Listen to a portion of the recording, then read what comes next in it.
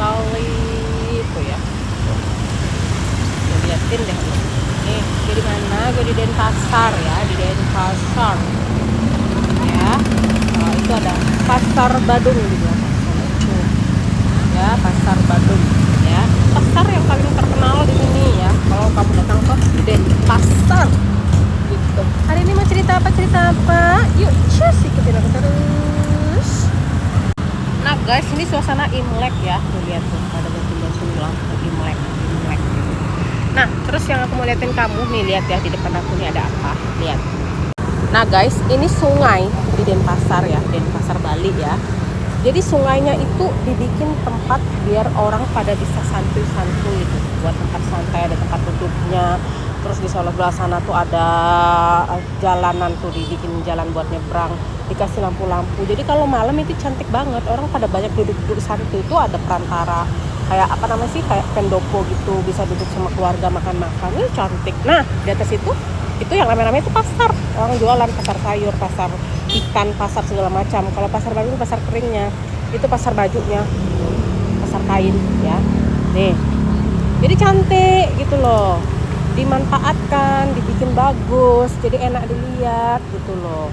Sama yang di seberang sana juga tuh gitu. Nah jadi pertanyaannya, kok Mbak Ici tuh di Bali nggak berangkat ke luar negeri sih? Ini yang gue mau kasih tahu. Orang yang tidak tahu proses itu tuh kagak ngerti. Lu pikir ke luar negeri 1 bulan lu bisa langsung flight gitu? Yang namanya kalau kamu ke luar negeri itu harus jelas, segala dokumen kamu tuh harus jelas ya. Entah kamu berangkatnya visa holiday, entah kamu berangkatnya visa visit, entah kamu berangkatnya visa kerja, itu berproses. Paham? Kalau visa kerja ke Eropa itu 8 bulan estimasi menunggu ya.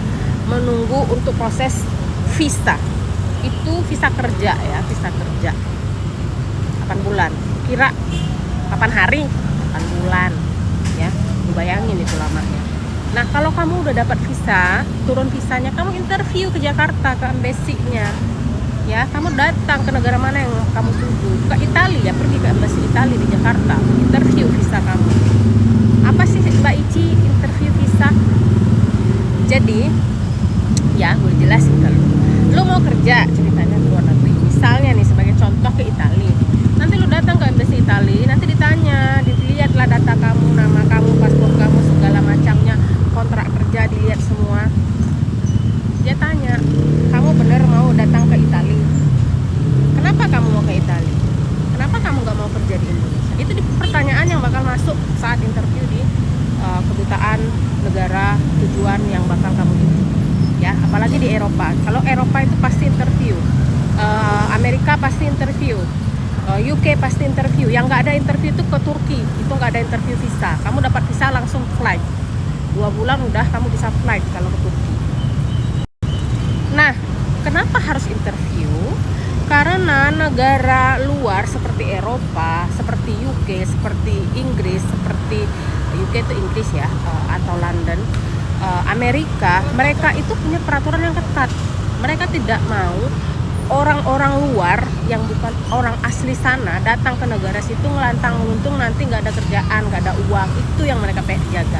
Apalagi kita warga negara Indonesia, kita tuh memang betul-betul harus bekerja di situ. Ya, menghasilkan uang untuk kita pribadi, jangan sampai jadi gelandangan di sana, di negara orang. Itu fungsi dari interview ke negara-negara yang ketat aturannya. Ya, mereka tidak mau ada yang namanya pekerja yang dimanfaatkan oleh perusahaan yang ada di sana. Jadi gaji kamu itu kan tertera di kontrak. Jadi dia akan tanya, ini cukup nggak untuk kamu? Katanya, cukup nggak nominalnya segitu? Misal ya, kalau Eropa itu standar gajinya tuh di 15 juta, 17 juta. Ya, itu minimum ya. Jadi ditanya, itu cukup nggak buat kamu? Nah, jadi itu bakal menjadi pertanyaan yang bisa menggoyahkan kamu. Kamu bisa jawab nggak dengan sadarnya kamu, dengan sesuai faktanya real kamu. Jadi kalau kalian bertanya kenapa dan mengapa aku belum berangkat, aku nunggu visa. kira visa itu nenek moyang lu yang bikin, ya? Biar kata lu anak pejabat, yang namanya visa itu ada urutannya, ya. Biar kata lu anak pejabat tuh nggak bisa dipercepat, dia itu sesuai urutan, ya. Jadi visa itu nanti izinnya kamu itu kayak aku mau ke Itali, nanti tunggu izin datang dari Itali itu datang ke Jakarta. Nah kalau mereka sudah mengizinkan, berarti visa akan turun, visa bakal datang. Ya, nanti visa itu ditempelkanlah di paspor. Nah, tertera lah di situ. Paspor Europe, Italy, approve, ya. Ichi. Paham lo? Kalau lo udah punya visa, hari ini visamu turun, besok lo mau berangkat juga bisa. Tapi kan nggak segampang itu juga, karena kamu kalau namanya berangkat sebagai pekerja migran itu nanti ada lagi prosesnya, seperti yang aku bilang, ada yang namanya lagi nanti KTKLN, ya, ke BP23NI namanya, ya. Itu pemberkasan pekerja migran Indonesia yang mau berangkat ke luar negeri sebagai pekerja, ya. Itu nanti dibekalin lagi dari KTKLN, ya, BP23NI, ya. Buka deh, searching Google, Makanya jangan bego, Beb. Hari gini kamu kok bego-bego banget. Internet dipakai untuk pintar, bukan untuk tambah bodoh, bukan buat main game, bukan TikTok-TikTokan, bukan Facebook-Facebookan, bukan IG-an. Boleh pakai itu sosmed, tapi pakailah segala informasi-informasi untuk menambah wawasan kamu, guys. Ya, biar tambah apa? Biar tambah pinter, ya. Nggak ada orang bego di dunia, yang ada orang yang membego-begokan dirinya. Sekarang aja lu pikir ya, gue umur 32 tahun baru belajar bahasa Inggris, ya. Terus berani keluar negeri di umur 33, berani pergi sendiri.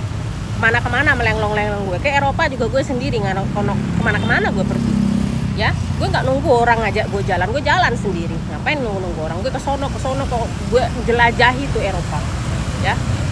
Kenapa? Orang yang mau maju itu tidak menunggu.